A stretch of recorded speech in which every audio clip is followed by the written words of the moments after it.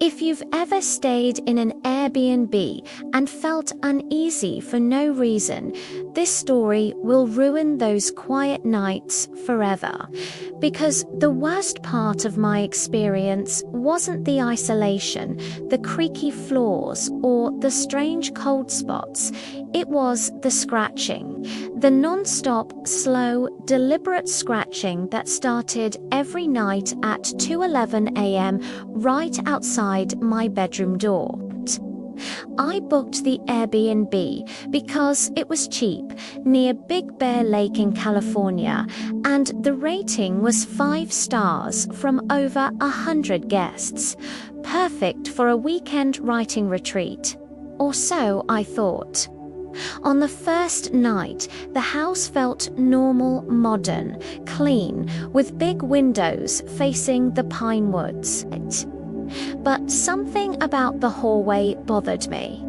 The air felt heavier there, like the shadows clung to the walls longer than they should. I shook it off, but the house didn't. At 2:11 a.m., I woke up to a soft, dragging sound. Not footsteps, not rustling, scratching, slow, rhythmic, like long fingernails dragging across wood in a steady pattern. At first I thought it was an animal, raccoons, maybe.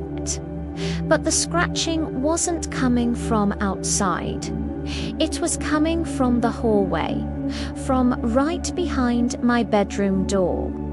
I held my breath and listened. The scratching grew louder, angrier, like something wanted in. My heart pounded as I whispered, "Hello, who's there?" The scratching stopped instantly. Then, a quiet exhale slipped under the door. Human, close, listening. I didn't sleep again that night.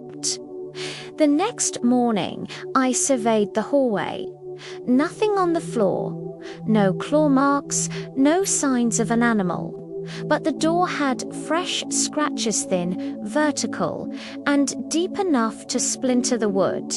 I messaged the host. He replied within seconds, "Do not open the bedroom door if it happens again." That was the first red flag. By the second night, I wasn't just scared, I was desperate. I wanted answers. I wanted to know what was scratching the door. I wanted to understand why the host responded so fast and why he sounded terrified in his messages. I set my phone to record audio and propped it against the door. 2:11 a.m. arrived like a curse. The scratching returned. But this time it was different, erratic, frantic, as though whatever was out there was losing patience.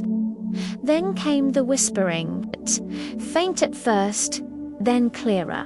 "Let me in." My entire body froze. The whisper wasn't outside the door anymore. It was at the keyhole. I stepped back, covering my mouth, forcing myself not to scream. The doorknob wiggled slowly, cautiously, as if testing whether it could turn. I messaged the host again. "What is happening here?" His reply came immediately. "Don't engage. Don't speak to it. I'm calling the sheriff." But before I could ask more, my phone battery dropped from 72% to 1% instantly, and the screen went black. The whispering stopped, and something crawled down the hallway fast. I could hear palms slapping against the wood floor, like someone dragging themselves with broken arms. Then silence. The minutes crawled by until dawn. I packed my things. I was leaving the moment daylight hit, but when I opened the bedroom door, something made my blood run cold. The scratches on the hallway floor weren't random. They formed a pattern-long drag marks, like someone was pulled away from the door and down the hallway. I followed the marks, trembling. They led to a small closet near the living room. The door was cracked open. Inside, nothing. Except a single sheet of paper taped to the wall. A news article, a missing Airbnb guest from 6 months prior. Last seen in this same house.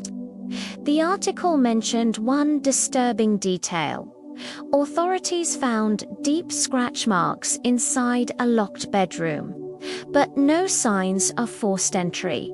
My phone buzzed somehow, now powered back on.